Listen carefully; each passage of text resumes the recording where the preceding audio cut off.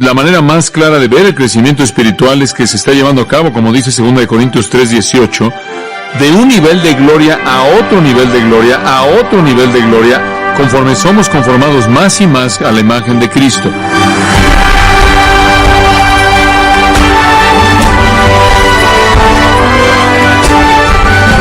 En nuestro programa de hoy, usted encontrará un mensaje acerca de un tema que ha sido evitado en algunos círculos. Pero la palabra de Dios ciertamente no anda con rodeos cuando se trata del tema de la pureza moral.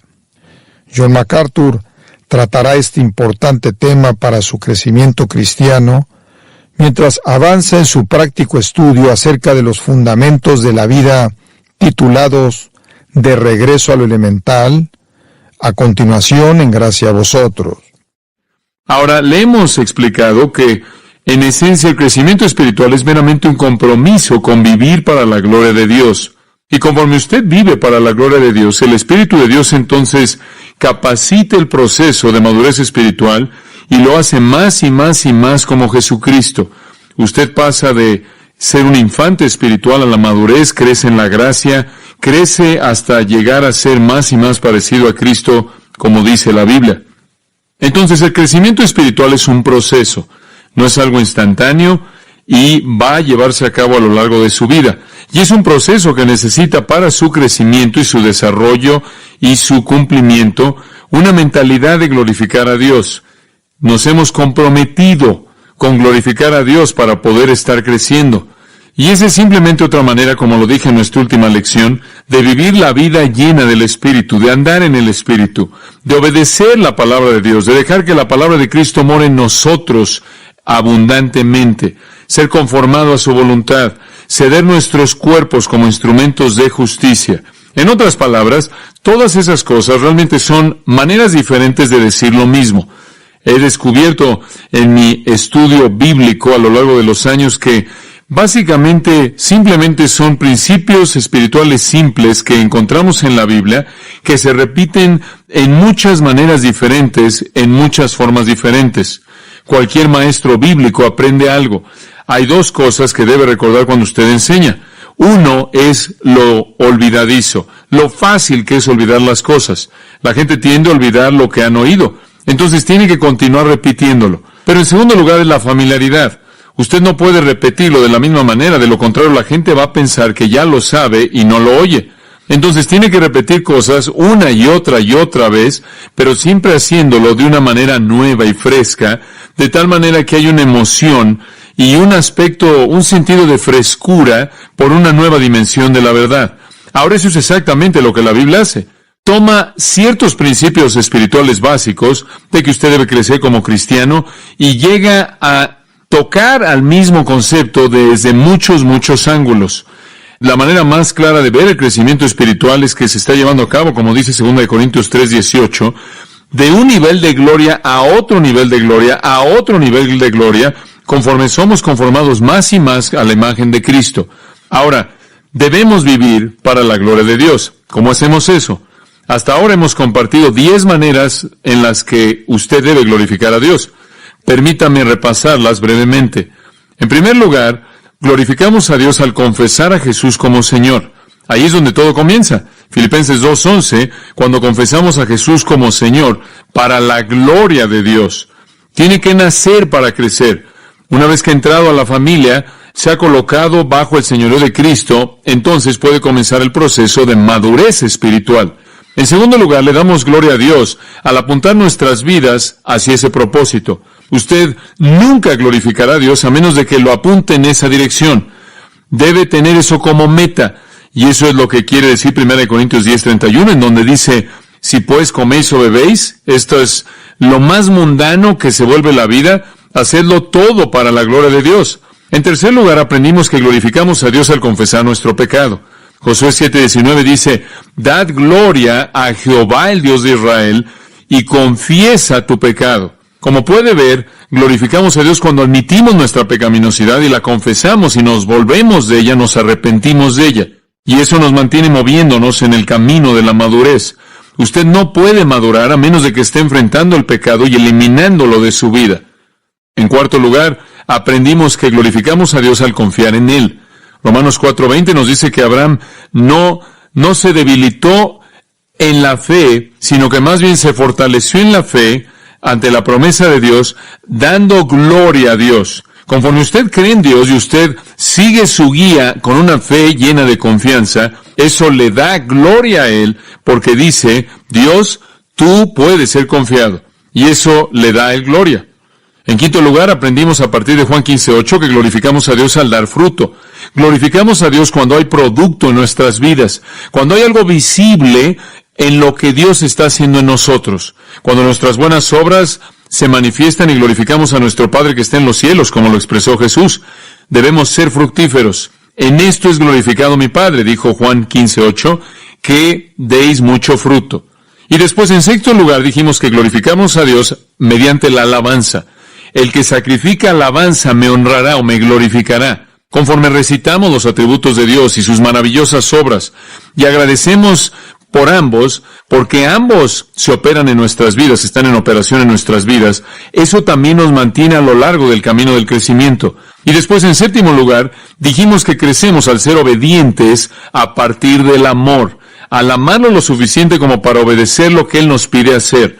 Y vimos, ¿no es cierto?, en Juan capítulo 21, en donde Jesús le dice a Pedro que va a morir y le va a costar su vida, y le dice, si me amas, Pedro, si realmente me amas, como acabas de decirlo estas 3 veces, entonces vas a estar dispuesto a morir.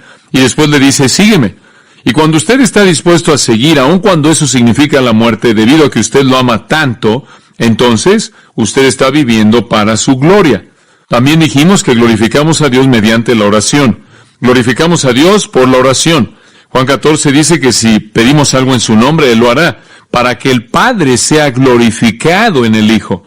Debemos orar para que Dios pueda desplegarse a sí mismo cuando Él actúa, y eso le da gloria a Él. Entonces, la oración es una manera muy esencial en la cual glorificamos a Dios. Después dijimos, en noveno lugar, que glorificamos a Dios al proclamar su palabra. Proclamar su palabra. Segunda de Tesalonicenses 3:1 fue nuestro versículo. Hablaba de hacer que la palabra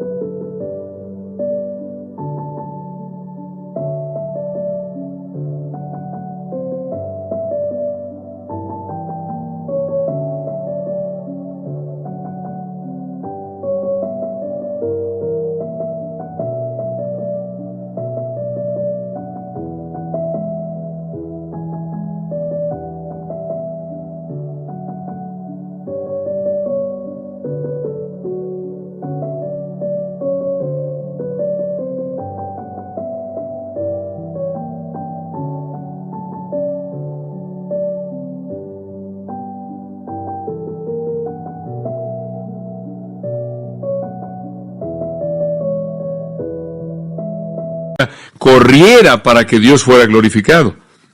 Y después, la última que discutimos en nuestro último estudio fue que glorificamos a Dios al traer a otros a Él. Vimos eso en 2 de Corintios, capítulo 4, versículo 15. La Biblia dice que Dios es glorificado cuando añadimos otra voz a aquellos que están agradeciéndole a Dios. Cuando usted gana a alguien a Cristo, usted duplica el potencial para glorificarlo. Ahora, quiero darle unas cuantas más conforme cerramos nuestro estudio en esta sesión en particular, que en cierta manera va a redondear y va a resumir lo que esta área tan tremenda de crecimiento espiritual debe decirnos. Un 11º punto. Y este es muy, muy esencial. Glorificamos a Dios mediante la pureza moral. Glorificamos a Dios por la pureza moral. Y esta es una verdad absolutamente esencial. Usted no puede estar creciendo espiritualmente con un estilo de vida impuro. Permítame mostrarle 1 de Corintios capítulo 6. Y quiero pasar ahí porque vamos a estar ahí por un tiempo. 1 de Corintios capítulo 6, versículo 19. Y dice esto: ¿O ignoráis que vuestro cuerpo es templo del Espíritu Santo, el cual está en vosotros, el cual tenéis de Dios y que no sois vuestros? Ahora, lo que Pablo está diciendo es esto. Deben reconocer que el Espíritu de Dios mora en ustedes. Ustedes son templo del Espíritu Santo, porque habéis sido comprados por precio. Glorificad pues a Dios en vuestro cuerpo y en vuestro espíritu, los cuales son de Dios. Ahora, aquí se nos manda a glorificar a Dios en nuestro cuerpo y espíritu. Tanto interna como externamente debemos vivir para la gloria de Dios. Ahora, lo que Pablo de manera precisa tiene en mente aquí es el área de la moralidad personal. Para mostrarle esto, quiero que retroceda al versículo 12. Primera de Corintios, capítulo 6, versículo 12. Y quiero que sigamos el flujo de este texto un poco, porque esto es tan importante. Y francamente, el día de hoy es tan esencial como cualquier cosa de la que podríamos hablar, porque vivimos en una sociedad, un tipo de sociedad tan amoral. Inclusive en la Iglesia de Jesucristo hay una tolerancia del pecado, particularmente del pecado sexual, que no ha sido el caso en días pasados en la historia de la Iglesia. Y parecemos ser tan permisivos en esta sociedad, y Pablo tiene una muy buena palabra para nosotros acerca de eso. Observe el versículo 12 del capítulo 6. Pablo dice, todas las cosas me son lícitas, mas no todas convienen. Todas las cosas me son lícitas, mas yo no me dejaré dominar de ninguna. Después él dice, las viandas para el vientre y el vientre para las viandas, pero tanto al uno como a las otras destruirá Dios. Pero el cuerpo no es para la fornicación, sino para el Señor, y el Señor para el cuerpo. Ahora usted aquí lo que ve, aquí vemos la idea de qué está hablando. La fornicación es una palabra griega, porneia, de la cual obtenemos pornografía. Eso significa pecado sexual. Es una palabra grande, es como una cobija, cubre todo pecado sexual posible. Pablo está diciendo, no debemos estar involucrados en pecado sexual. Y él da 3 razones en este texto y quiero que las vea. Número 1, daña. Número 2, controla. Y número 3, pervierte. En primer lugar, observa el versículo 12, el cual le acabo de leer. Y aquí Pablo nos dice que todas las cosas me son lícitas, mas no todas convienen. Todas las cosas me son lícitas, mas yo no me dejaré dominar de ninguna. En otras palabras, él está diciendo, en lo que a la libertad cristiana concierne, tenemos la libertad de hacer ciertas cosas. Pero si fuéramos a hacer esas cosas, nos dañarían, no serían buenas para nuestro bien, no serían algo práctico. Esta es la palabra sunfero. Literalmente significa unir. Y a partir de ahí, el significado literal llegó a ser aprovechar. Esto es, conviene, algo que me conviene, algo que es conveniente. Y lo que él está diciendo aquí es que son cosas que están bien, pero no son útiles, no son convenientes. Ahora, Aristóteles usó la palabra, por ejemplo, en relación a la paga de los navegantes, la paga de los marineros y también el botín de los soldados. Y él entonces estaba hablando de la utilidad que ellos obtenían. Y eso es básicamente lo que significa. Significa tener utilidad por, tener algo de utilidad. La palabra en español es algo interesante, es algo práctico. Tenemos la palabra práctica, la obtenemos de ahí. La idea es que hay ciertas cosas que yo puedo hacer, pero si las hiciera, no estaría libre, me enredaría. Hay cosas que me pueden dañar. Entonces, todas las cosas son permisibles, me son permitidas en un sentido dentro de la gracia de Dios, pero no todas las cosas nos ayudan. Algunas cosas nos enredan, algunas cosas nos estorban. Soy cristiano, ¿verdad? Soy redimido eternamente. Tengo la libertad de hacer lo que quiera. Tengo libertad y Dios va a redimirme porque su amor es eterno. Pero aunque tengo esa libertad, hay algunas cosas que no hago porque enredan mis pies, me atan, me dañan, y la inmoralidad es una de esas cosas. La inmoralidad nunca ayuda, solo daña. Observe el versículo 18 de 1 Corintios 6. Huid de la fornicación. ¿Por qué? Bueno, porque usted está pecando al final del versículo contra su propio cuerpo. Le va a dañar, huya de ella. Usted sabe, la gente dice, bueno, tú sabes, yo puedo vivir como quiera, yo soy cristiano y estoy bajo la gracia y Dios perdona todo y me han liberado Dios. He sido liberado.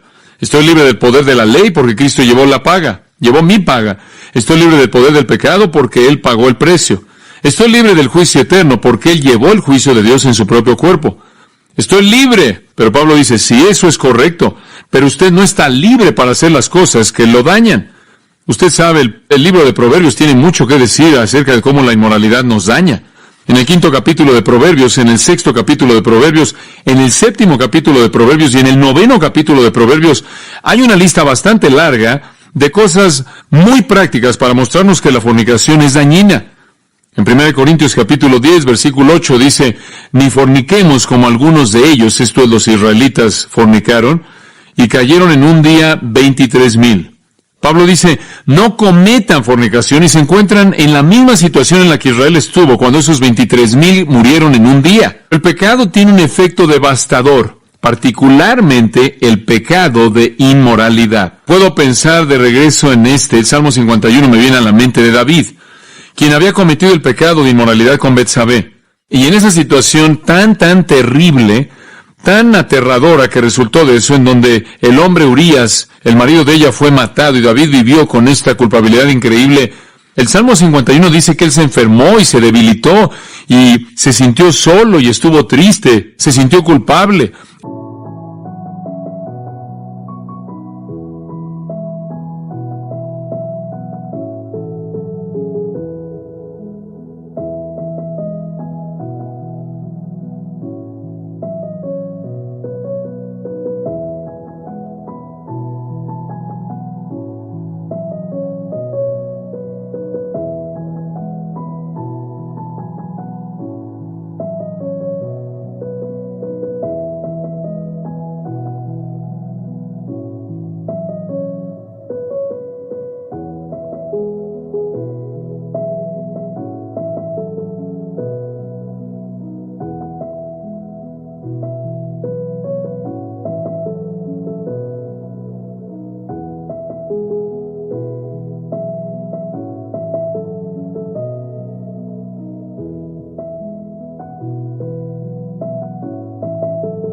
El daño horrible que le vino a David. De hecho, usted lo tiene en Hebreos, donde dice que honrosos en todos el matrimonio y el lecho sin mancilla, pero a los fornicarios y a los adúlteros los juzgará Dios. Hay algunas cosas que nos dañan y por eso debemos evitarlas. En segundo lugar, el pecado sexual no solo daña, sino que también controla. La segunda parte del versículo 12. Todas las cosas me son lícitas, mas yo no me dejaré dominar de ninguna. Una de las cosas que hace este pecado en particular, como cualquier otro pecado, es que hace de la gente un esclavo. Alguien me estaba contando en nuestra propia iglesia que hay una persona que ha venido a nuestra iglesia que dice que viene aquí cada domingo para el sermón y después se va y va a ver películas pornográficas en la tarde, porque simplemente parece no poder liberarse de la esclavitud de esa lascivia terrible. Es algo muy esclavizante. Entre más usted cede a ella, más lo controla. Esclavizar, dominar, es una buena traducción de la palabra griega, venir bajo el poder o dominio de algo. Y lo que él está diciendo, no voy a hacer algo que me va a esclavizar. Y eso es lo que el pecado sexual hace. Esclaviza, se vuelve una esclavitud terrible, terrible. Ahora vemos entonces, simplemente a partir del principio, que el pecado sexual tiene un efecto poderoso en nosotros, nos daña y nos controla. Pero aquí hay algo más, y es que nos pervierte. Observa el versículo 13. El pecado sexual, la maldad sexual nos pervierte. Simplemente para mostrarle esto. Hay tres propósitos distintos y diseños para nuestros cuerpos que son pervertidos por el pecado sexual. En primer lugar, nuestros cuerpos son como cristianos para el Señor. Veámoslo ahí en los versículos 13 y 14. Las viandas son los alimentos para el vientre y el vientre para las viandas, pero tanto al uno como a las otras destruirá Dios. Pero el cuerpo no es para la fornicación, sino para el Señor, y el Señor para el cuerpo. Y Dios que levantó al Señor, también a nosotros nos levantará con su poder. Ahora, Pablo presenta este punto, él dice, el cuerpo es para el Señor. De hecho, debe ser tan obvio para ustedes que nuestros cuerpos son para el Señor, porque algún día Él va a resucitar nuestros cuerpos. Algún día, así como Él resucitó su propio cuerpo, Él va a resucitar nuestros cuerpos para morar en la gloria. Esa es la importancia que tienen nuestros cuerpos en su plan. El cuerpo no es para la fornicación, es para el Señor. Él en cierta manera se burla de ellos, porque tenían una pequeña frase, y Él la usa al principio del versículo 13. Las viandas para el vientre y el vientre para las viandas. Por cierto, en el griego no hay verbos, simplemente son viandas, cuerpo, cuerpo, viandas, o alimentos, cuerpo, cuerpo, alimentos. Dice usted, bueno, ¿qué significa eso? Bueno, lo que están diciendo es que ese es un eslogan. El alimento para el cuerpo para la comida, para el alimento. Esa es una función natural. Y era una pequeña frase que usaban para hablar del sexo. Y lo que realmente querían decir era esto. Bueno, el sexo simplemente es como comer. Usted sabe, el cuerpo es para el alimento para la comida, el cuerpo para el sexo y el sexo para el cuerpo. Simplemente es un fenómeno natural. Simplemente es una función como cualquier otra cosa. Y eso es lo que la gente dice en la actualidad. ¿Por qué se molestan por el sexo? Digo, todos somos seres sexuales, ustedes saben. No es algo muy serio, simplemente salimos, nos expresamos, comemos, bebemos, nos acostamos, caminamos, corremos, hacemos estas cosas. ¿Por qué no tener sexo? ¿Por qué no disfrutar del sexo? Solo es biología. Pero Pablo dice, su pequeño eslogan, el alimento para el cuerpo y el cuerpo para el alimento, es solo biológico, o está equivocado. Dios va a destruir el alimento y su cuerpo. Dios va a destruir el sexo y el cuerpo. El cuerpo es para Dios. El alimento es temporal, el sexo es temporal. Esa no es la razón por la que Dios lo redimió. Ese no es el plan que Dios tiene para su cuerpo.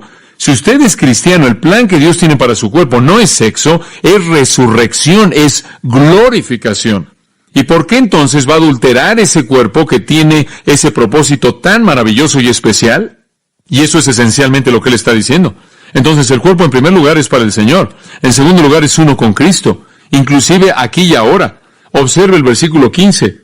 ¿No sabéis que vuestros cuerpos son miembros de Cristo? ¿No saben que su cuerpo en este momento es parte del cuerpo de Cristo? ¿Quitaré pues los miembros de Cristo y los haré miembros de una ramera? Oh, no, megenoito, el negativo más fuerte en el idioma griego. Que Dios lo prohíba, no puede hacer eso. ¿Qué? ¿No sabéis que el que se une con una ramera es un cuerpo con ella? Porque dice, los dos serán una sola carne. Pero el que se une al Señor, un espíritu es con Él. ¿Saben lo que sucede aquí? Usted es uno con Cristo. Usted se involucra con una ramera y ha hecho que Cristo sea uno con esa ramera. Eso es lo que está diciendo.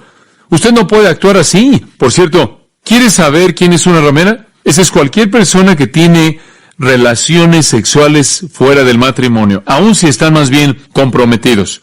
Usted prostituye el propósito de Dios para el sexo. Eso es todo lo que significa.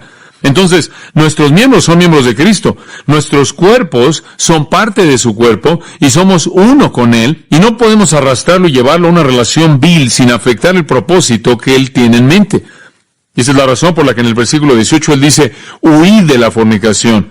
Todo pecado que el hombre comete está fuera del cuerpo, pero el que comete fornicación, el que fornica contra su propio cuerpo, peca. Cualquier otro pecado viene desde afuera, pero este pecado emana desde adentro y revela una corrupción internamente.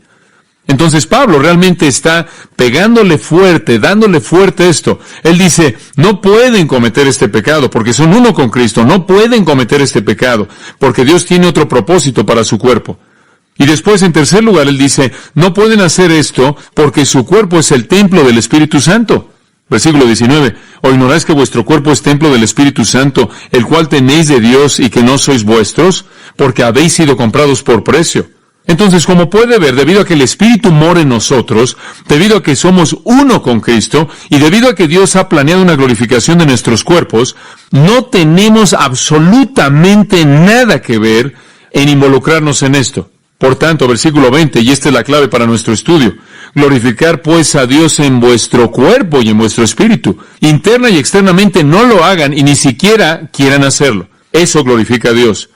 Usted sabe, de vez en cuando conozco a gente que están involucrados en una relación ilícita moralmente y tienen las agallas de decir, bueno, el Señor nos ha unido. Y algunas veces usted conoce a parejas jóvenes que están involucradas en sexo premarital y piensan que el Señor tiene su bendición en su relación. No es verdad.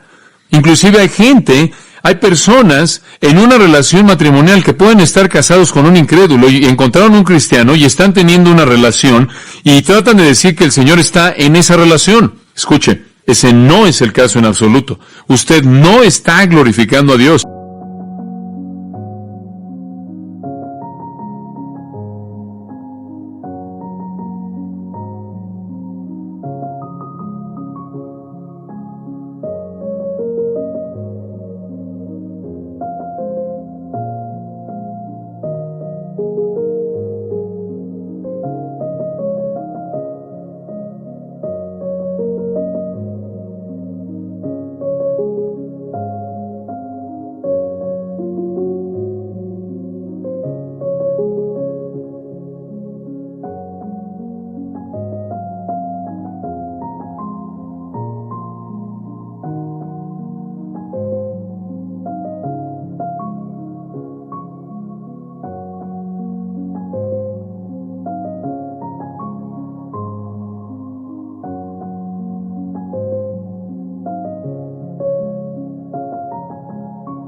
Y le voy a decir algo.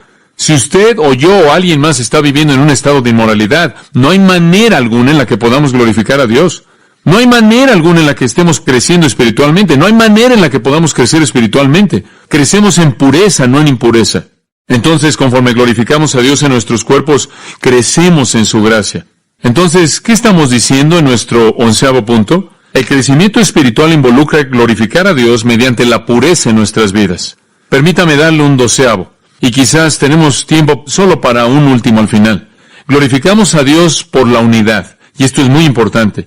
Glorificamos a Dios mediante la unidad. Aquí tenemos otro elemento muy importante en el crecimiento espiritual. Esta es otra clave, y es esta. Crecemos, ahora mucha atención aquí, subraya esto, crecemos más rápido cuando no tenemos que crecer solos, cuando somos estimulados. Como dice en Hebreos, cuando nos estimulamos unos a otros al amor y a las buenas obras. Tenemos en el cuerpo de Cristo dones espirituales, ¿correcto? Para ministrar a otros, para que ellos nos ministren a nosotros, para estimular el crecimiento. Ahora, permítame mostrarle esto en Romanos, capítulo 15. Dios es glorificado en la unidad de los santos. En Romanos 15, versículo 5. Pero el Dios de la paciencia y de la consolación nos dé entre vosotros un mismo sentir según Cristo Jesús. En otras palabras, quiero que se lleven unos con otros. Quiero que sientan lo mismo uno hacia otro. Quiero que tengan el mismo sentir, la misma manera de pensar en el cuerpo de Cristo, una unidad maravillosa. Versículo 6. ¿Para qué? Y ahí está esa cláusula de propósito de nuevo. Para que unánimes, esto es para que piensen igual, a una voz, para que hablen igual. Glorifiquéis al Dios y Padre de nuestro Señor Jesucristo. Como puede ver, Dios es glorificado en la unidad de la iglesia, en la unidad de los creyentes. Este es algo esencial. Glorificamos a Dios en nuestra unidad. Una gran verdad.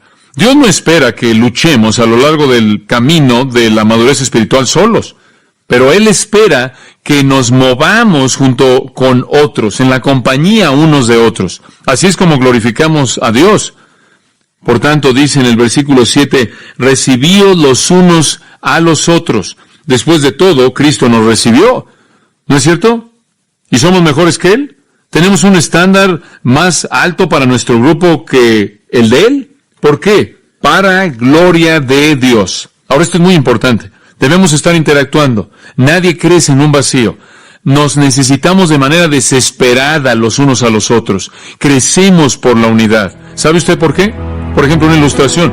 En mi vida he encontrado que entre más cercano estoy al círculo de personas que me rodean, más fácil es para mí vivir una vida justa. ¿Sabe por qué? Porque el círculo me hace responsable, ¿no es cierto? Cuando tengo un círculo de amigos piadosos que yo amo, que están cercanos a mí, me hacen rendir cuentas, mantienen mi vida en su perspectiva. Y si algo no está bien, ellos lo señalan y eso me forza a alinearme. Estoy tan contento porque Dios me ha dado una familia. Estoy tan contento porque Dios me ha dado hijos y una esposa que tienen expectativas espirituales elevadas y esa familia me forza a caminar por el camino justo.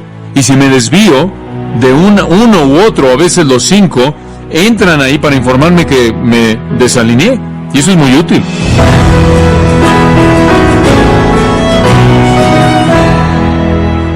La Escritura es clara. Cristo es el camino a la verdadera felicidad, y disciplinarnos a nosotros mismos en practicar, en cuanto a la pureza moral se refiere, es crucial para honrarlo a Él. El pastor John MacArthur le ha demostrado esto con la Biblia en la mano, en su mensaje de regreso al elemental, en gracia a vosotros.